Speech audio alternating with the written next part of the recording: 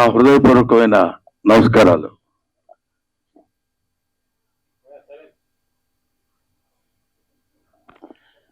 ఈరోజు నేను ముఖ్యంగా ఇక్కడికి రావడానికి రీజన్ ఏంటంటే, ఈ సినిమా చూడటానికి కూడా రావడానికి రీజన్ ఒకటి ఉంది, ఒక కారణం. అదేంటంటే, పూర్వ ఆశ్రమంలో నేను లెక్చరర్గా పనిచేశా. విద్య అంటే ఏంటి, ఎడ్యుకేషన్ అంటే ఏంటి, ఎందుకు మనం చదువుకోవాలి, ఎలా చదువుకోవాలి అని తెలుసుకున్నాను. తెలుసుకున్న తర్వాత అధ్యాపకుడు అయిన తర్వాత, అది విద్యార్థి దశలో ఉన్నప్పుడు తెలుసుకుని అధ్యాపకుడు అయిన తర్వాత విద్య ఎలా చెప్పాలి, ఎలా చెప్తే పిల్లలు అనే భావంతో కొంతకాలం అధ్యాపకుడిగా పనిచేశాను. దాని తర్వాత భగవంతుడి ఆశీస్సుల వల్ల, ఆయన నిర్ణయం వల్ల నేను ఈ సినిమా ఇండస్ట్రీకి వచ్చి సినిమా నటుడయ్యాను, అందున హాస్య నటుడయ్యాను. ఈ పాయింట్ ఎందుకు చెప్తున్నానంటే, యూనివర్సిటీ అనే పేరు, అసలు యూనివర్సిటీ అంటే ఏంటి? యూనివర్స్ అంటే విశ్వం. విశ్వం అంటే అన్ని గోళాలతోటి, అన్ని ఖగోళ శాస్త్రానికి సంబంధించినటువంటి ఈ మొత్తం ఒక భూమి అనేటువంటి గ్రహమే కాకుండా విశ్వాంతరాళాల్లో ఉన్నటువంటి గ్రహాలన్నిటికీ సంబంధించినటువంటి జ్ఞానాన్ని నేర్పేటువంటిది ఆలయం, విద్యాలయం. అదే విశ్వవిద్యాలయం, అదే యూనివర్సిటీ. అటువంటి యూనివర్సిటీ అనేటువంటి పేరుని ఇప్పుడు ఎటువంటి విశ్వవిద్యాలయాలు అయ్యాయి అని చెప్పడానికి ఎంతో ఎంతో కృషి చేసి, దానిలో రీసెర్చ్ చేసి, మనందరికీ అందులో జరుగుతున్నటువంటి అవినీతిని, అప్పట్లో మనకు విశ్వవిద్యాలయాలంటే కాశీ విశ్వవిద్యాలయం అని పెద్ద పేరు, బెనారస్ యూనివర్సిటీ అని. ఎక్కడెక్కడి నుంచో అన్ని దేశాల నుంచి మన దేశం వచ్చి చదువుకుని వెళ్ళిపోయేవాడు. అంటే జ్ఞాన సంపద ఉన్నటువంటి దేశం మంది. ఇవాళ మన దేశం, మన ఎడ్యుకేషనల్ స్థితి ఎలా ఉంది, విద్యా వ్యవస్థలు ఎలా మారిపోతున్నాయని వాటన్నిటి మీద అధ్యయనం చేసిన తమ్ముడు నారాయణమూర్తి అవన్నీ చూసి తట్టుకోలేక, అంటే ప్రీతి తీసుకోలేక, దీన్ని ఎలాగైనా సరే నా మిత్రులకి, నా వాళ్ళందరికీ పంచిపెట్టాలి. ఎందుకంటే ఈయన ఒక తేనెటీగ లాంటి మనిషి. తిరుగుతుంటాడు అన్ని చోట్లకి వెళ్ళి తేనె పువ్వు చేసుకుని వచ్చి తలా ఒక చుక్క చేతిలో పెట్టాలనేటువంటి మహాసంకల్పం ఉన్న మంచి మనిషి. ఎందుకంటే మీకు అందమైన హీరో ఎవరైనా అడిగితే, నాకు అందమైన హీరో ఎవరు అని చెప్పమంటే నేను నారాయణమూర్తి పేరు చెప్తాను. అందం అంటే ఇక్కడ glamour, 6 feet height, curling hair, బ్రహ్మాండమైన ఇది, ఆ తర్వాత మంచి డ్రెస్సింగ్, అలాంటి అందం కాదు.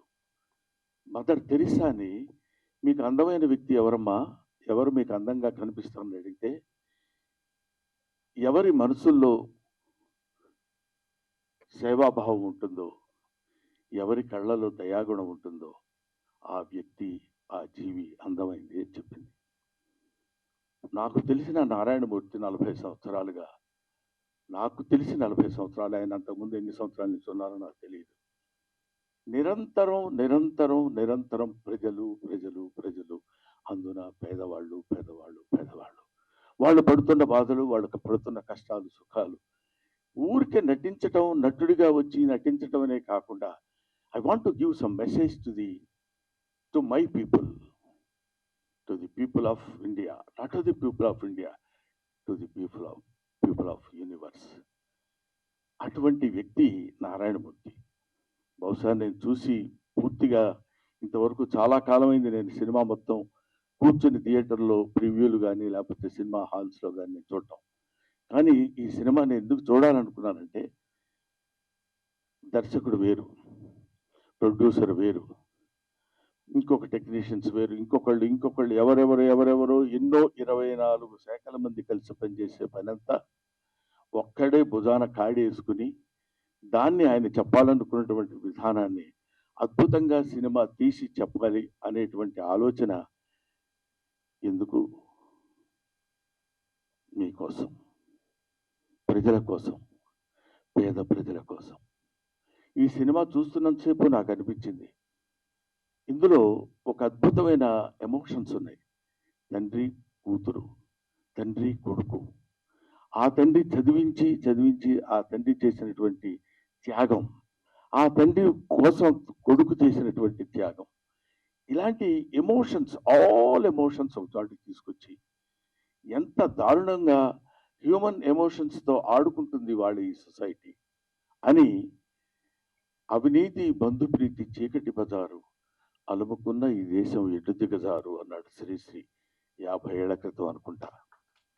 కాబట్టి ఇవాళన్న మాట కాదని, దాన్ని ఇవాళ వరకు ఎక్కడ ఏ రకమైన సమస్య ఉన్నా ఈయన ఒక అద్భుతమైనటువంటి రీతిలో దాన్ని మామూలు మనుషులకు కూడా అందుబాటులో ఉండాలి అని కష్టపడి సినిమా తీసి మీకోసం, తన కోసం కాదు, తన ఈ చొక్కా, ఈ ప్యాంటు, అదే తన జీవితం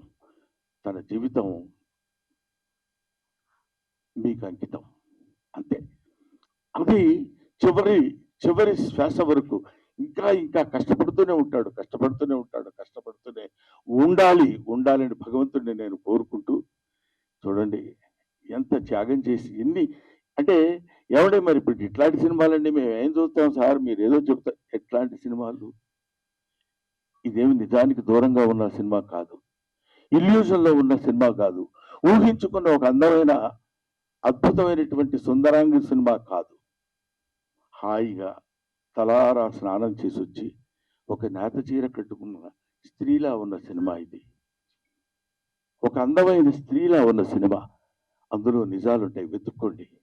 అందులో బూతులుండవు, జీవితపు లోతులుంటాయి, చూడండి, వెతుక్కోండి. బావిలో బకెట్ వేసి తోడుకోండి. ఒక్కొక్కడు పడుతున్న బాధ చూడు. కొన్ని డైలాగ్స్ అందులో చెప్తున్నప్పుడు నేను వింటే, ఒరే పెద్ద వాళ్ళకి కావాల్స్తే నాది కిడ్నీయే కాదురా, ఇంకా చాలా ఉన్నాయి, అవన్నీ అమ్మొచ్చు. పెద్దోళ్ళకి కావాలనుకోరా, బోళ్ళంత డబ్బు పెట్టుకుంటారు. ఏమిటా మాటలు! ఎంత అద్భుతంగా ఇలాంటి సినిమాలు తీస్తున్న వాళ్ళని, ఇలాంటి సినిమాల కోసం పరితపిస్తున్న వాళ్ళని, సినిమా కోసం తీసి, art is for the sake of people, not art is for the sake of our selfs. మన కోసం కాదు, డబ్బు కోసం కాదు. సినిమా తీస్తే సినిమాలో ఒక అంతరార్థం ఉండాలి, ఒక మెసేజ్ ఉండాలి అని నమ్మిన దాన్ని 100కి 100 పాళ్ళు ఆచరిస్తూ ఇంత అద్భుతమైన సినిమా తీసిన, యూనివర్సిటీ అనే సినిమా తీసిన నారాయణమూర్తి. ఈ సినిమా మీరు చూడండి, చూసి ఆనందించండి అనే పదం నేను చెప్పలేను, చూసి అర్థం చేసుకోండి, చూసి ఆచరించండి. నారాయణమూర్తి లాంటి మంచితనం, మానవత్వం పరిమళించిన నారాయణమూర్తిని ఆశీర్వదించండి. మీ ఆశీస్సులతోటి ఇంకా అద్భుతమైన సినిమాలు, ఇంకా ఎన్నో సమస్యల్ని బయటికి లాగి, ఈ సినిమా చూస్తుండగానే ఇంకో సినిమా, ఇంకో ప్రాబ్లం, ఇంకో సమస్యలు 1 కాదు 2 కాదు. వివేకానందుడు అంటాడు, man is nothing but the combination of flesh and blood, is the combination of problems. సమస్యలన్నిటి ఒక చోట పోతపోస్తుంది మనిషి. కాబట్టి he will solve some of his problems in his lifetime and he will leave the problems to his successors. They will take the problems, they will solve the problems and they will go away. But problem is unending chain. దాన్ని వేసుకుని, అదే ఇందాక సినిమాలో కూడా ఒక సంభాషణలో చోట చెప్తాడు, పిల్లలందరూ యేసు ప్రభువులు అంటే యేసు క్రీస్తు సిలువను మోసినట్టు ఆ పుస్తకాల బరువు మోసుకుంటూ వెళుతున్నాడని, సమాజం బరువు మొత్తాన్ని భుజానేసుకుని మొయ్యాలి అనేటువంటి బాధతోటి, భావనతోటి, ఆలోచనతోటి మీ ముందుకొచ్చి మీకు సినిమాలు చూపించి ఆ సినిమా బాగుందని నలుగురు మెచ్చుకుంటే ఆనందపడి అదే ఆనందంతో ఆ చప్పట్లే కదరా ఆకలిగా ఉన్న కళాజీవికి పంచపక్ష ప్రమాణాలు అంటాడు. కాబట్టి అటువంటి ఆకలితో ఉన్నటువంటి నారాయణమూర్తి యొక్క జిజ్ఞాసని మీరందరూ మంచి ఊతాన్నిచ్చి మంచి ఫలితాన్నిచ్చి మంచి ఆదరణ చూపిస్తే ఇంకా ఇంకా ఇంకా ఎన్నో మంచి సినిమాలు తీస్తాడని, ఇలాంటి యూనివర్సిటీ లాంటి సినిమాలే కాదు, ఎక్కడ ఎక్కడెక్కడ కన్ను రవిగానలతో కవిగాంచునయ్యాడని అంటాడు. సూర్యుడు కనిపించినటువంటి ప్రదేశాల్లో కూడా వెళ్ళి నిజంగా ఆ సినిమాలో చెప్తుంటే పేపర్ లీకేజ్ మామూలు విషయం అది. అబ్బా, అలాంటి పేపర్ లీక్ చదువు సంధ్య లేని నిజంగా ఆ పేపర్ రాయటం వల్ల వాడికి ఉద్యోగం వస్తుందనేమో కానీ అందులో చోట చెప్తాడు వాడికి డాక్టరీ వృత్తి రాదు, వైద్యం చేస్తాడు. బిల్డింగులు కట్టడం రాదు, ప్రాజెక్టు కట్టడం రాదు, ఇంజనీర్ అవుతాడు. ఏమైపోతుంది? వేర్ ఇట్ కంట్రీ గోస్, ఈ దేశం ఏమైపోతుంది అనే తపన చాలా మందికి ఉంటుంది. ఏముందిలే, మనం ఏం చేయగలిగింది ఏముంది, అది చేయాలనుకుంటే ఎవరో ఆ టైం కూర్చొని చేస్తాడు, లేకపోతే లేదండి. ప్రతి వాళ్ళు చేతులు కట్టుకొని ఉంటారు. నా వంతు సాయం నేను చెయ్యాలి అని తన వంతు సాయం చేస్తున్నటువంటి వ్యక్తి నారాయణమూర్తి. అందుకనే ఇలాంటి నారాయణమూర్తి లాంటి వ్యక్తులు, వీళ్ళు వ్యక్తులు కాదు, వీళ్ళు ఒక శక్తులు. వాళ్ళు నిరంతరం పోరాడేటువంటి ఇది. వీళ్ళు ఎలాంటి వాళ్ళంటే మా గోదావరి భాషలో చెప్పాలంటే పులస చేపలు లాంటి వాళ్ళు. పులస చేపకి చాలా వాల్యూ ఉంటుంది, విపరీతమైన ఖర్చు, అంత రేటు ఉంటుంది. ఎందుకు ఉంటుందంటే ఒకసారి ఒళ్ళంతా గగ్గు పొడిచి పాపం, అయ్యో అమ్మాయి చచ్చిపోయింది, అయ్యో వాడిని అలా చంపేశారే, అయ్యో వీడిని ఇలా అని వీళ్ళ అకృత్య విన్యాసాలకి బలైపోయినటువంటి మనుషులు ఎంతోమంది మహానుభావులు, పిల్లలు, పసివాళ్ళు ఉన్నారే. వాళ్ళ కోసమైనా మీరు ఈ సినిమా చూడండి. మీరు ఒక్క ఆలోచన, అబ్బా నిజమే కదా, మనం కూడా ఇలా ఉండకూడదు. చూడండి, తండ్రి రారాని వీడు మాస్టారు సారీ చెప్తారు, మీరు సారీ కాదు, మీరు సారీ చెప్పి వెళ్ళిపోతే కుదరదండి అని ఆయన చేత డైలాగ్ చూపిస్తారు ఒక తండ్రి చేత. ఫంటాస్టిక్. ఏమైనా ఇటువంటి అద్భుతమైనటువంటి సినిమాలు ఇంకా ఇంకా ఎన్నో భవిష్యత్తులో నారాయణమూర్తి గారు తీసి ఆయన మీ ఆశీస్సులు పొంది చిరస్థాయిగా ఉండిపోవాలని మనస్ఫూర్తిగా నేను కోరుకుంటూ, దిస్ కంట్రీ మస్ట్ బి రీఎడ్యుకేటెడ్. ఈ దేశాన్ని మళ్ళీ బళ్ళో వేయాలి. Thank you very much.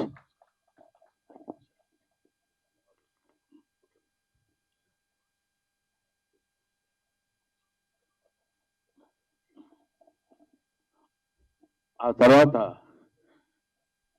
Narayanamurthy గారు ఫ్లోలో, ఎందుకంటే మధ్యాహ్నం తిన్నాను పులస చేప, అందుకని ఆయన నారాయణమూర్తి ఒక జలంలో నివసించే పులస చేప కాదు, మానవుల్లో నివసించే మంచి మనిషి. ఆ మనిషి, ఆ పరిమళం 10 కాలాల పాటు హాయిగా హాయిగా హాయిగా ఉండి శతమానం భవతి.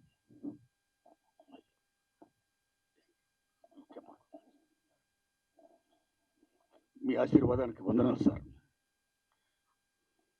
మిత్రులారా, మన తెలుగు చలచిత్ర పరిశ్రమలో కస్తూరి శివరావు గారు ఎలా చూశాం, రేలింగ్ గారు ఎలా చూశాం, రమణారెడ్డి గారు ఎలా చూశాం, అల్లు రామలింగ గారు ఎలా చూశాం, పద్మనాభం రాజబాబు గారు ఎలా చూశాం, బ్రహ్మానందం గారు ఎలా చూస్తున్నాం. ఆయన మహానటుడు, మహాజ్ఞాని, అన్నింటిని మించి మాస్టర్. అందుకే నా యూనివర్సిటీ పేపర్ లీక్ సినిమాని, ఆ లోగోని బ్రహ్మానందం గారిని విజ్ఞప్తి సాయంతో నేను రిలీజ్ చేసుకున్నా. సినిమా రెడీ అయ్యింది, నేను వెళ్ళా, అయ్యా తమరి సినిమా చూడాలి, తమరికి ఏమాత్రం నచ్చినా సరే దయచి మీరు చెప్పాలి నాకు మంచి మాటలు, నా సినిమాకి అది ఎంతో హెల్ప్ అవుద్ది, ప్రమోట్ అవుద్ది అని నేను విజ్ఞప్తి చేసిన వెంటనే నా విజ్ఞప్తిని మన్నించి వారు రావడం, ఇంత బిజీలో కూడా రావడమే కాదు, సినిమా చూసి ఇంత బ్రహ్మాండంగా మెచ్చుకొని నన్ను ఆశీర్వదించడం, ఇంకా ఇలాంటి సినిమాలు తీయడానికి ప్రేక్షదేవులు నాకు శక్తిని ప్రసాదించాలని వారు మరి చెప్పడం, ఇవన్నీ నా గురించి ఆయన చెప్తుంటే నాకు నిజంగా ఆనంద బాష్పాలతో ఆయన యొక్క ఆశీర్వాదానికి నా పట్ల ఆయనకున్న అభిమానానికి, నా ఎడల ఆయన చూపిస్తున్న ఆదరణకి నేను పత్రికల ముందు, మీడియా ముందు, ప్రేక్షక దేవుళ్ళరా వారికి నేను శిరస్సు ఉంచి దండం పెడుతున్నా. Thanks lot sir. మిత్రులారా, యూనివర్సిటీ పేపర్ లీక్ ఈ సినిమా ఆగస్టు 22వ తారీఖు రిలీజ్ అవుతుందండి. దాన్ని చూడండి, ఏమాత్రం బాగున్నా ఆదరించండి. నేను ఇంకేలా చిత్రాలు తీయడానికి శక్తిని ప్రసాదించండి. మీడియా మిత్రులు థ్యాంక్స్ లాట్. సతీష్ గారు థ్యాంక్స్ లాట్. మీ అందరికీ నా వందనాలు చెప్తున్నా, వేల వందనాలు. ధన్యవాదం సార్. ఒక్క విషయం, ఇవాళ నేను గొప్పవాడిని చెప్పడం కోసం చెప్తున్నాను. నేను ఎంత గొప్పవాడిని అంటే, ఇవాళ మా రెండో అబ్బాయి వెడ్డింగ్ యానివర్సరీ. ఇప్పుడు ఇంట్లో ఫంక్షన్ జరుగుతుంది.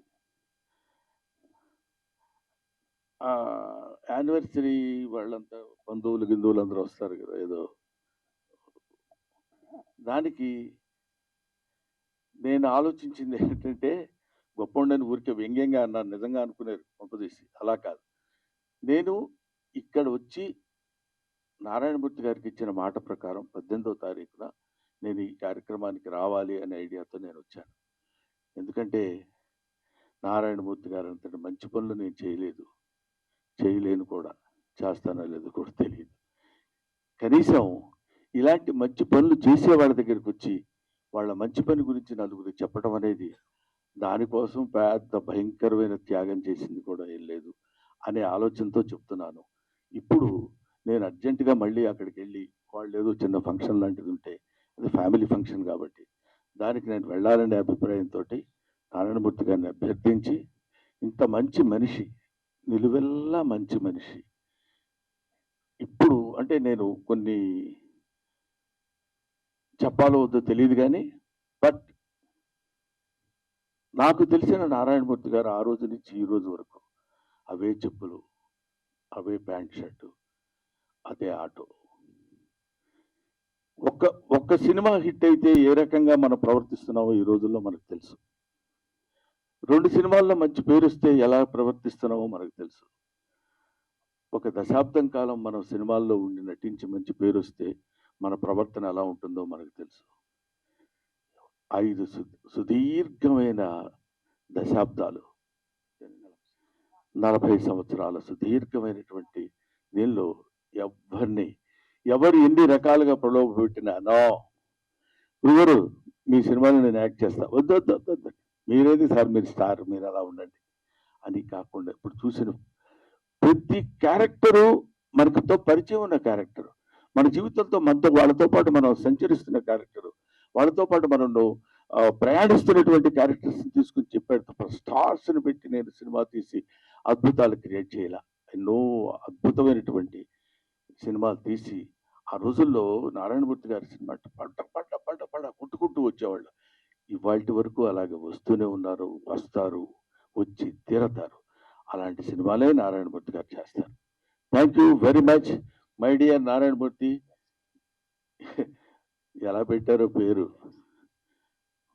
నాకు వెంకటేశ్వర స్వామి అంటే ఇష్టం, నారాయణమూర్తి అంటే ఇష్టం. ధన్యవాదాలు మీకు.